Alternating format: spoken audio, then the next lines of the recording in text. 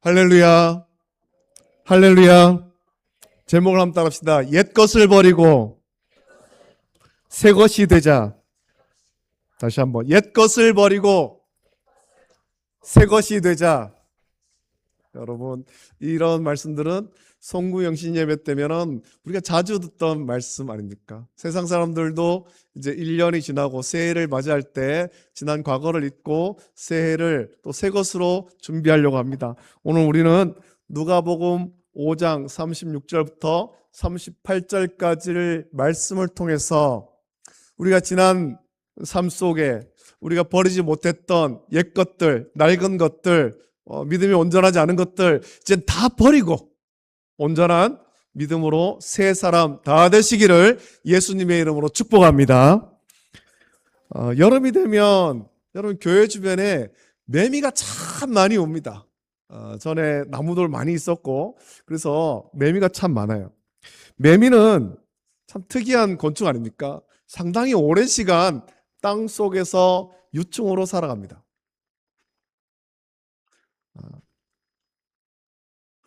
죄송합니다. 말씀을 나누기 전에 원래 광고 시간에 했어야 되는데 빠뜨려 버렸는데 영상을 하나 보고 말씀을 나눠보도록 하겠습니다. 앞으로 쭉 넘겨보세요.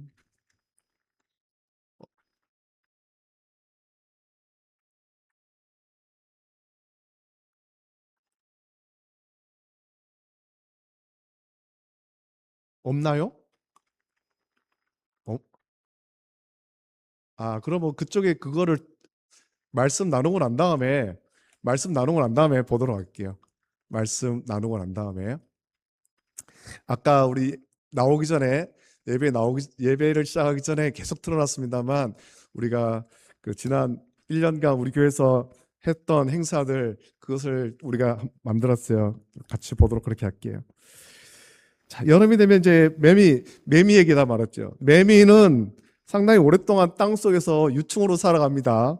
뭐 한 2, 3년 유충으로 사는 정도 있고 아주 길게 유충으로 산 기록을 보면 13년에서 더 길게는 17년까지 땅 속에서 유충으로 살다가 성체가 되었다. 그런 기록이 나와 있습니다. 우리나라의 매미는 보통 3년에서 길면 한 7년 정도를 땅 속에서 유충으로 지냅니다. 그러다가 여름 장마가 끝난 밤 유충은 이제 땅 위로 올라와서 나무나 벽에 붙어서 그 밤새도록 탈피합니다. 몇 시간에 걸쳐서 허물을 벗고 그 유충이 이제 성충매미가 되죠. 성충매미가 되면 유충으로 있을 때하고는 전혀 다른 모습이 됩니다. 완전히 새로운 모습을 갖게 되죠. 유충은 땅 속에서 기어다녔지만 성충매미는 날개도 있어서 막 날아다닙니다. 그리고 유충으로 있는 동안에는 아무 소리도 내지 않지만 성충매미는 짧은 여름 동안 아주 시끄럽게 울어댑니다. 그렇게 하는 이유는 성충으로 사는 기간이 길지 않아요. 2주에서 길면은 4주를 밖에서 살고 있는데 성충으로 사는 그 짧은 기간 동안에 짝짓기를 해야 되기 때문에 그래서 아주 시끄럽게 울어댑니다. 매미의 얘기를 했지만 이렇게 곤충은 유충에서 성충으로 변할 때 완전히 새로운 모습을 갖습니다. 그래서 그 곤충의 생애를 보면 유충과 성충은 완전히 다른 것으로 여길 수 있을 만큼 완전히 다른 모습을 갖게 됩니다. 여러분, 성충이 유충의 시절이 좋다고 계속 유충의 모습으로 살아갈 수는 없습니다. 그것은 성장하지 않는 거죠. 아무리 시간이 걸려도 또 아무리 힘들어도 아무리 위험해도 살려면 새로운 모습으로 바꿔야 되는 겁니다. 오늘 우리는 한 해의 마지막 밤과 새해의 첫 새벽이 만나는 송구영신의 자리에 나와 있습니다. 옛 것을 보내고 새 것을 맞이한다라는 이 송구영신은 단순히 달력의 숫자가 12월 31일에서 1월 1일로 또 해가 2025년에서 2026년으로 숫자가 바뀌는 것을 의미하는 것이 아니에요. 이게 송구영신이 아니죠. 우리 성도에게 이 시간은 지난 한 해 동안 우리를 얽매였던 그 불신앙과 불순종의 옷을 벗어 던지고 하나님께서 주시는 하늘의 신령한 은혜로 우리 자신을 새롭게 단장하는 영적 전환점이 되어야 할 것입니다. 우린 지난 1년을 돌아오면서 회환과 감사라는 두 가지 감정을 동시에 느낍니다. 때로는 성령의 인도하심에 민감하지 못했고 하나님 말씀에 온전히 복종하기보다는 나의 고집과 또 옛 자아의 습관대로 살았던 순간들이 많았음을 우리 고백하지 않을 수가 없죠. 여러분, 우리가 가진 신앙은 날마다 새로워지는 신앙입니다. 날마다 개혁하는 신앙이죠. 날마다 개혁되는 교회. 이 원리는 여러분 교회만 아니라 성도 개인의 삶에도 똑같이 적용되는 겁니다. 저와 여러분들은 예수 그리스도를 구주로 믿고 살아갈 때 우리의 신앙이 날마다 개혁되어야 되는 겁니다. 하나님 말씀으로 새롭게 되어야 됩니다. 우리는 날마다 그리고 해마다 성령 안에서 새로워져야 됩니다. 우리의 신앙생활의 모습이 지난해와 올해가 같아서는 안 되는 겁니다. 어제와 오늘이 같아서는 안 되는 거예요. 우리는 새로워져야 되죠. 하나님 말씀으로 새로워져야 됩니다. 오늘 본문에서 예수님은 새 옷과 새 포도주의 비유를 통해서 우리에게 이 영적 원리를 가르쳐 줍니다. 우리가 어떻게 살아가야 될 것인가. 이 말씀을 통해서 우리가 어떻게 지난날의 그 낡은 가죽 부대를 버리고 성령의 역사를 담아내는 새 가죽 부대가 되어서 거룩한 성화의 길로 나아갈 수 있을지 함께 은혜를 나누기 원합니다. 오늘 36절과 37절 상반절 보면 예수님은 새 옷 조각을 낡은 옷에 붙이거나 새 포도주를 낡은 가죽 부대에 넣는 어리석음을 경계하십니다. 여기서 낡은 것, 예수님께서 말씀하신 이 낡은 것은 단순히 오래된 시간을 의미하는 것이 아닙니다. 그것은 복음의 생명력을 수용할 수 없는 그 시대의 유대교의 형식주의, 또 인간의 의로움을 자랑하던 율법주의, 그리고 하나님 없이 살아가던 우리의 옛 자아를 의미하는 겁니다. 성경을 볼 때 여러분, 인간은 전적으로 타락한 존재입니다. 저와 여러분들은 전적으로 타락한 존재죠.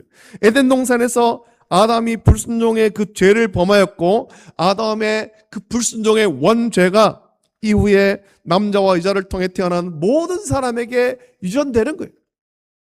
아담이 최초의 인류로서 죄를 범하고 그 죄가 우리에게 다 유전됐습니다. 그래서 모든 사람은 아담의 그 원죄를 유전받아 우리는 다 죄인이 되었습니다. 죄의 지배를 받는 우리의 부패한 본성은 가만히 두면 자꾸만 과거의 삶으로 돌아가려고 하는 거예요. 과거의 옛생활로 돌아가려고 하는 겁니다. 여러분, 우리가 지난 1년을 한번 돌아보길 바랍니다. 지난 한 해 우리는 얼마나 많은 경우에 하나님께 예배 드린다고 하면서 형식적인 예배를 드렸고 마음 없는 봉사를 낡은 가죽 부대에 갇혀 있지는 않았습니까? 우리가 주일날 와서 예배할 때 우리가 기도하고 마음을 준비하고 그래서 주일 교회에 나오면서부터 마음의 구원의 기쁨과 감격이 충만해야 되는데 우리가 매주마다 그랬냐는 거지. 그렇지 못할 때도 많이 있었잖아요. 형식적으로 나와서 앉아있다가 마음의 구원의 감격도 없이 예배드리고 갈 때도 우리는 많이 있었습니다. 하나님 말씀대로 온전히 복종하지 못하고 내 경험과 내 판단을 앞세웠던 모든 모습이 우리가 버려야 될 낡은 가죽 부대의 모습인 거예요. 예수님은 낡은 가죽 부대에 새 포도주를 넣으면 새 포도주가 부대를 터뜨려 포도주가 쏟아지고 부대도 못 쓰게 된다. 그렇게 경고했습니다. 여러분, 우리를 변화시키는 성령의 역사는 아주 강력합니다. 히브리서 4장 12절 보면 이렇게 말씀하죠. 하나님의 말씀은 살아있고 활력이 있어 좌우의 날선 어떤 검보다도 예리하여 혼과 영과 및 관절과 골수를 찔러 쪼개기까지 하며 또 마음의 생각과 뜻을 판단한다 라고 말씀하고 있습니다. 하나님 말씀이 선포되고 성령이 우리 가운데 역사할 때 그 말씀이 우리를 변화시키는 거예요. 성령이 우리를 변화시키죠. 그러나 우리가 회개하지 않은 완악한 마음, 즉 낡은 가죽 부대 같은 상태로 하나님의 복을 받으려고 한다면 그 은혜는 담기지 못하고 쏟아져 버리는 거예요. 우리가 성령에 복종하지 않고 하나님 말씀에 온전히 복종하지 않으면 은혜를 담지 못한다는 겁니다. 성령으로 변화되지 못한 채 새해를 맞이하는 것은 구멍난 부대에 물을 붓는 것과 다름이 없습니다. 먼저 우리 안에 시기와 분쟁과 불순종, 그리고 세상을 향한 탐욕에 나는 옛사람의 모습을 우리는 이 시간에 십자가 앞에 다 못 박아야 할 줄 믿습니다. 여러분, 새 포도주는 새 가죽 부대에 부어야 됩니다. 성령의 내주와 통치를 우리는 사모해야 되죠. 오늘 본문 38절에서 예수님은 단호하게 선포하죠. 새 포도주는 새 부대에 넣어야 할지니라. 예수님께서 말씀했습니다. 여기서 이 새 포도주는 예수 그리스도로 말미암아서 시작된 복음의 시대, 그리고 오순절 그 다락방 사건 이후에 성령의 임재 가운데 강력하게 역사하시는 성령의 역사를 의미하는 거예요. 여러분, 이 포도주가 발효될 때 생기는 강력한 가스는 낡고 딱딱해진 가죽 부대를 찢어버립니다. 터뜨려버리는 거예요. 부드럽지 않아서 그거를 견디지 못하는 겁니다. 오직 신축성 있고 부드러운 새 가죽 부대만이 그 팽창력을 견뎌낼 수가 있는 겁니다. 여러분, 이것처럼 성령 역사는 유연하고 겸손하며 하나님 말씀 앞에 즉각적으로 반응하는 영혼에 담기는 거예요.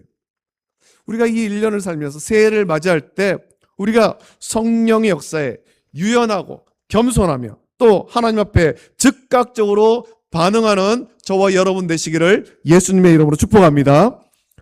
우리가 새해에 성령의 충만함 받기를 원한다면 먼저 우리의 심령이 성령의 통치에 복종하는 새 가죽 부대가 되어야 됩니다. 바울은 고린도후서 5장 17절에서 이렇게 선포합니다. 그런즉 누구든지 그리스도 안에 있으면 새로운 피조물이라 이전 것은 지나갔으니 보라 새 것이 되었도다 라고 말씀합니다. 우리가 새 사람이 되는 방법은 수행이나 고행이 아닙니다. 성구 영신 예배 드린다고 우리가 새 사람 되는 것이 아니에요. 우리가 새 사람이 되는 유일한 방법은 그리스도 안에 있을 때만이 가능한 겁니다. 우리가 이 시간에 예배 드리는 이유도 그것 아닙니까? 우리가 새해에는 그리스도 안에 살기를 원합니다. 그런 마음으로 성구 영신 예배를 드리는 거예요. 새해를 예배하면서 맞이하는 겁니다. 그리스도와 연합하여서 그분의 죽음이 나의 죽음이 되고 그분의 부활이 나의 생명이 될 때 우리는 비로소 새 가죽 부대가 되는 것입니다. 이것은 이례적인 사건인 동시에 우리의 평생을 거쳐 이뤄가야 될 성화의 과정이에요. 성령님은 우리 안에서 끊임없이 낡은 찌꺼기를 걸러내시고 우리를 그리스도의 형상을 닮은 새 사람으로 빚어가는 겁니다. 이전에 예수님을 알지 못할 때, 예수님을 믿지 않을 때 가졌던 그 옛사람의 모습을 성령께서 하나하나 걷어내시는 거예요. 그것이 성화지요. 이제 우리는 새 가죽 부대가 되어서 무엇을 담고 어디로 가야 되겠습니까?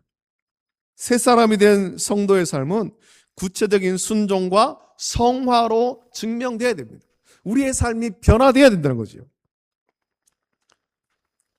아까도 말씀드렸습니다만 새 가죽 부대의 특징은 부드러움이에요. 신축성이 있죠. 하나님 말씀이 떨어질 때 아멘으로 반응하면서 그 말씀이 이끄는 대로 자신을 내어 맡기는 그런 태도가 되어야 되는 것입니다. 여러분, 지난날 우리는 말씀이 선포될 때 그 말씀을 선택적으로 들었습니다. 내 귀에 달콤한 말씀을 받고 내 삶을 찌르는 말씀은 우리는 외면하기 일쑤였죠. 그러나 새해는 하나님의 모든 말씀 앞에 저와 여러분들이 온전하게 복종하게 되기를 예수님의 이름으로 축복합니다.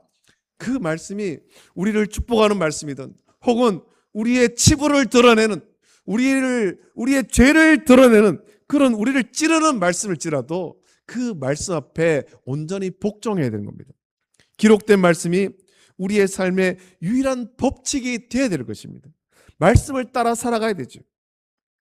그리고 우리는 성령의 열매를 맺는 가정과 교회가 되어야 됩니다.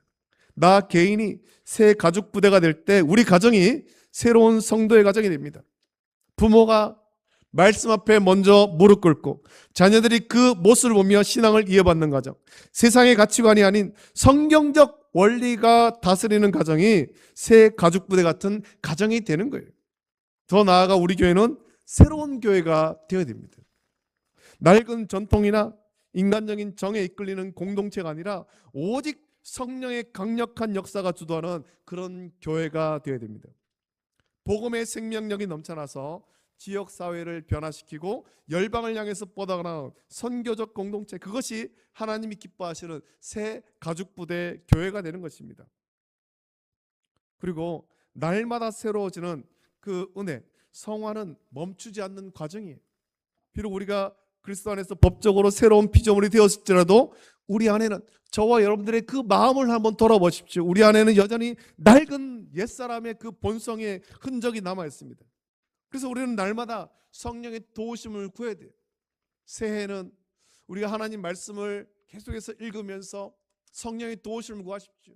옛사람의 모습이 불쑥불쑥 드러날 때 기도하십시오.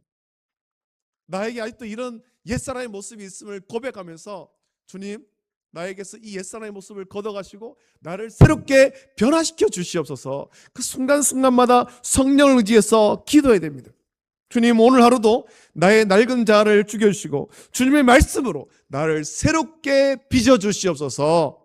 이 고백이 우리의 새해에 매일의 기도가 되기를 예수님의 이름으로 축복합니다. 여러분, 이제 2025년은 역사 속으로 흘려보냅니다. 그리고 하나님이 선물로 주시는 2026년 새해가 밝아올 것입니다. 오늘 본문 39절 보면 아주 의미심장한 말씀이 있습니다. 우리가 39절 읽지 않았습니다만 그 말씀 보면, 묵은 포도주를 마시고 새 것을 원하는 자가 없나니 이는 묵은 것이 좋다 함이니라 라고 말씀합니다. 여러분, 이 말씀을 잘 이해해야 됩니다. 낡은 것이 좋다라는 것이 아닙니다. 묵은 것이 좋다라는 것이 아니에요. 사람의 본성은 익숙한 것, 묵은 것을 좋아합니다. 변화를 두려워하고 과거의 안락함에 안주하려고 하는 것. 옛날이 좋았어. 그것이 우리의 본성이에요. 그러나 우리의 신앙은 멈춰있는 것이 아니라, 안주하는 것이 아니라 전진하는 것입니다. 진취적인 신앙이에요. 앞으로 나가는 신앙입니다. 과거에 머무는 것이 아니고 미래를 향해서 전진해 나가는 거예요. 여러분, 미래는 아무도 모르죠. 우리가 아는 것은 단 하나입니다. 언제인지 모르지만 예수님께서 반드시 다시 온다. 우리가 확실하게 알고 있는 미래가 이것입니다. 그 미래를 향해서 당장 우리 앞에 어떤 일이 벌어질지 알지 못하지만 주님을 의지해서 믿음으로 전진해 나가는 거예요. 과거에 머무는 것이 아니에요. 과거의 성공에 도취해 있거나 과거의 실패에 묶여 있는 것은 모두 낡은 부대의 모습입니다. 우리는 오늘 밤 이것을 결단해야 됩니다. 하나님 말씀 앞에 온전히 복종하지 못했던 지난날의 불순종을 십자가 앞에 다 쏟아버리십시오. 낡은 가죽 부대를 과감히 이제는 찢어버려야 됩니다. 그리고 우리 안에 계신 성령님의 강력한 통치를 저와 여러분들이 수용해야 됩니다. 내 생각, 내 경험보다 성령의 인도하심을 우선시하는 새 가죽 부대가 되기를 원합니다. 그리고 이제 우리는 그리스도 안에서 완전한 새로운 존재가 되었음을 우리는 날마다 선포해야 됩니다. 고린도후서 5장 17절의 약속처럼 우리는 더는 과거의 정죄 아래 있지 않습니다. 우리는 하나님의 영광을 위해 창조된 영광스러운 새 피조물인 거예요. 2026년 다가오는 새해에는 여러분의 심령이 성령으로 충만한 새 가죽 부대가 다 되시기를 예수님의 이름으로 축복합니다. 여러분의 가정이 말씀의 기초 위에 든든히 서놓은 새로운 성도의 가정이 다 되시기를 예수님의 이름으로 축복합니다. 우리 교회가 성령 역사를 마음껏 담아내어서 이 시대를 치유하고 변화시키는 새 가죽 부대와 같은 교회가 되기를 예수님의 이름으로 축복합니다. 이제 하나님께서 우리에게 주실 새 포도주, 즉 성령의 놀라운 부흥과 은혜를 기대하면서 소망 중에 새해를 맞이하는 우리 모든 성도가 되시기를 예수님의 이름으로 축복합니다.